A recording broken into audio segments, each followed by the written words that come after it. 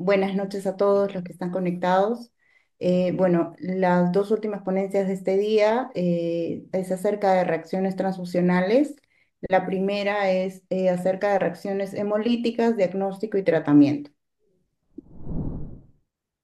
Básicamente, las reacciones transfusionales son eventos, ¿no?, que ocurren o suelen ocurrir durante o después de la transfusión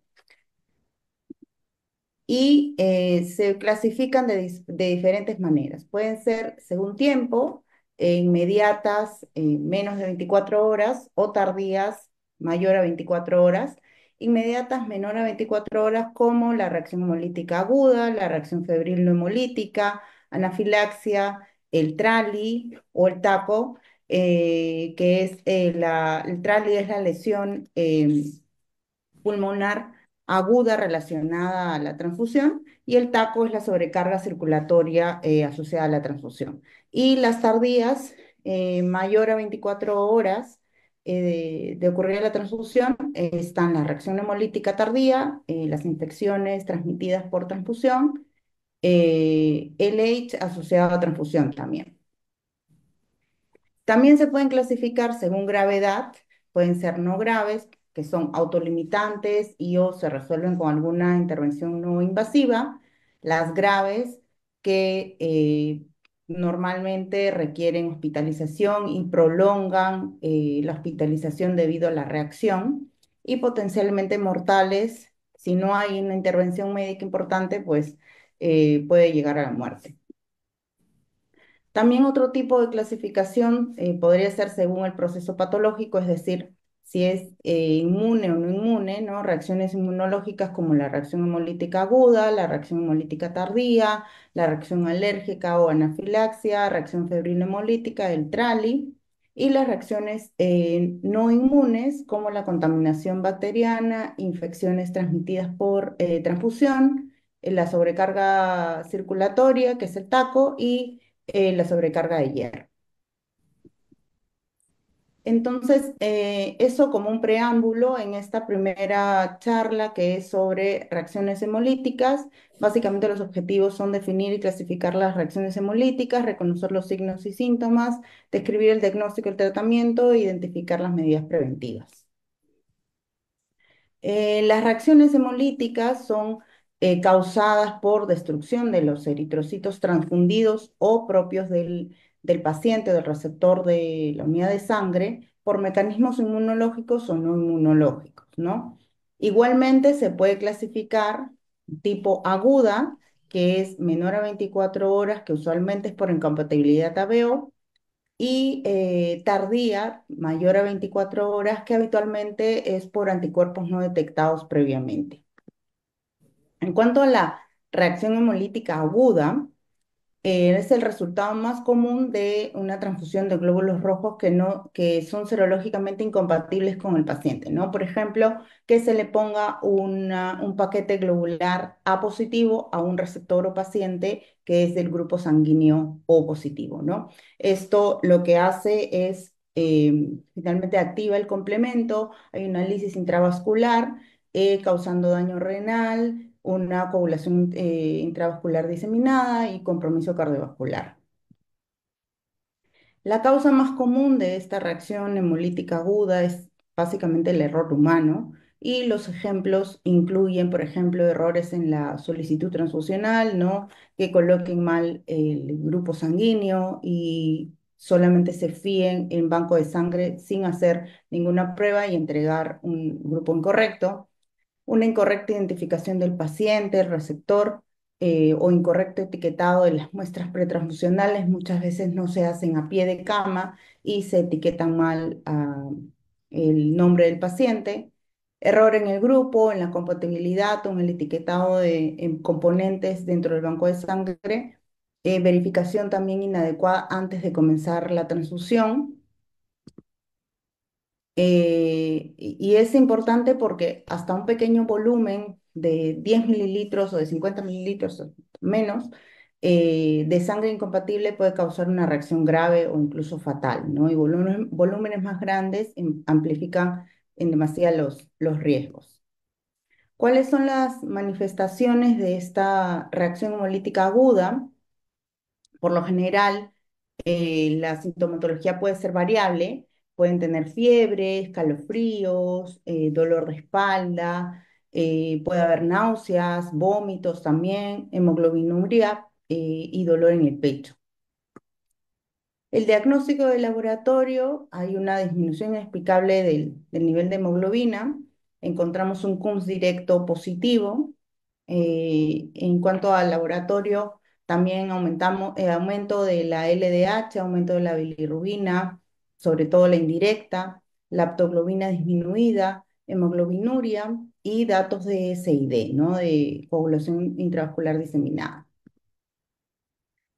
El diagnóstico, sobre todo en ausencia de reconocimiento e intervención temprana, puede progresar rápidamente. El paciente puede entrar en insuficiencia renal aguda, CID, e incluso la muerte, por eso está clasificado como una emergencia médica. Y el diagnóstico diferencial incluye otras reacciones transfusionales graves, por ejemplo, la contaminación bacteriana o como la enfermedad subyacente también. Ante la sospecha, lo que debe hacer el médico es suspender la transfusión y mantener el acceso venoso con suero salino fisiológico. Se toman las muestras del brazo opuesto en el cual se está transfundiendo. Debemos tomar una muestra para banco de sangre en EDTA, que es el tubo morado, un hemograma completo, pruebas de coagulación que incluyen TP, TTPA, fibrinógeno, dedímero, pruebas de bioquímica, incluyendo LDH, bilirrubina total e indirecta, aptoglobina, urea, creatinina y electrolitos, y hacer hemocultivos. También se debería tomar una muestra de orina, enviarla al laboratorio con rótulo de reacción transfusional y en caso de disnea, solicitar radiografía de tórax. Debería ser evaluado el paciente por UCI y en caso de insuficiencia renal, considerar la alcalinización de la orina y o diálisis renal, ¿no? Siempre tratar la CID guiado por los resultados de las pruebas de coagulación. Tan pronto se sospeche, aparte de suspender, también debemos notificar a Banco de Sangre y debemos devolver la unidad que está siendo transfundida, el resto de la bolsa. ¿Esto para qué? Para que Banco de Sangre revise la unidad. Van a hacer una serie de pruebas usando las muestras pretransfusionales y la posttransfusional que se ha tomado del brazo opuesto. Se tiene que repetir el grupo ABO, RH del paciente y a la unidad, tanto pre, post y a la unidad. Repetir la detección de anticuerpos con las muestras pretransfusional y posttransfusional y la prueba cruzada igualmente y hacer un CUMS directo. La prevención básicamente está centrada en la identificación correcta del paciente antes de la extracción de muestras pretransfusión, en el etiquetado de muestras junto a la cama del paciente, y esto es importante porque en muchos sitios no se cumple, reglas estrictas con respecto a la aceptabilidad de las muestras de sangre previas a la transfusión, sobre todo si es que el personal de banco de sangre no toma las muestras, se debe cumplir con realizar la detección de anticuerpos regulares, identificarlos, si es que aplicara, y las pruebas de compatibilidad y protocolos también de verificación junto a pie de cama antes de iniciar la transfusión, ¿no? Es importante que se identifique bien al paciente con identificadores que se utilicen en la institución, como pueden ser apellidos, nombre, fecha de nacimiento, DNI, ¿no? Y que se coteje o se verifique que la unidad sea la correcta para el paciente correcto. No, en una prevención avanzada estamos hablando de una doble verificación por dos profesionales y sistemas electrónicos de trazabilidad que implican pues PDAs, implican pulseras con códigos de barras para que se identifique exactamente la unidad que se está transfundiendo y que corresponda al paciente correcto, ¿no? Y que no haya ningún error. En cuanto a la reacción hemolítica tardía, esta se manifiesta 24 horas o más después de la transfusión, dado que normalmente se manifiesta días o semanas después de la transfusión. Estas reacciones pueden ser asintomáticas o pueden ser no reconocidas por el médico, ¿no? La causa básicamente es alomonización por anticuerpos tipo, por ejemplo, anti-KIT o anti-DAFI o anti-KEL, y se caracteriza por una hemólisis no intravascular como la anterior, sino una extravascular que ocurre en el vaso o en el hígado.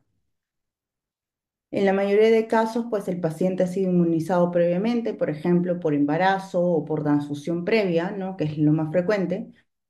Y al momento de la transfusión, ¿no? De la primera transfusión, el nivel de anticuerpos puede ser indetectable, ¿no? Y después de la transfusión, el antígeno positivo para el anticuerpo relacionado, pues hace que ocurra una respuesta inmune secundaria, el título del anticuerpo aumenta y esto es lo que hace que finalmente termine en una hemólisis en los siguientes días, ¿no? Y la hemoglobina baja en el paciente en el transcurso de los días. Los anticuerpos anti-KIT son particularmente conocidos por causar una reacción hemolítica tardía. En cuanto a las manifestaciones clínicas, los síntomas y signos son muy variables y pueden también incluir fiebre, retorno de la hemoglobina del paciente a los niveles previos de la transfusión sin sangrado asociado, o sea, sin algo que lo explique.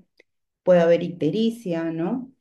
En este caso, ante la sospecha, también se tiene que notificar a banco de sangre, se tiene que comprobar nuevamente el grupo sanguíneo del paciente y detección de anticuerpos, se debe identificar al anticuerpo subyacente si es posible en banco de sangre y el CUMS directo suele ser positivo. En la mayoría de casos no se requiere tratamiento, pero sin embargo sí se debe evaluar si el paciente requiere más apoyo transfusional. Y en este caso sí, Banco de Sangre va a participar pues evaluando qué anticuerpo está implicado y cualquier transfusión futura debe ser antígeno negativo para el anticuerpo que esté presente. En cuanto a la prevención, la detección, debe haber una detección cuidadosa de anticuerpos irregulares y selección de glóbulos rojos negativos al antígeno. Debe haber un registro de banco de sangre preciso y permanente de los pacientes con anticuerpos.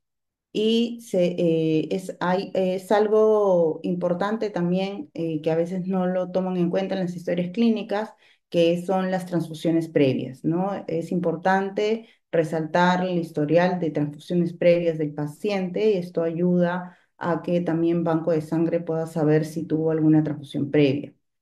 Educar también al paciente y proporcionar información escrita en caso el paciente necesite más transfusiones o eh, ya no vaya a atenderse, por ejemplo, en nuestra institución, ¿no? Las recomendaciones es sobre todo la hemovigilancia activa desde banco de sangre y los protocolos estandarizados en cuanto a las transfusiones.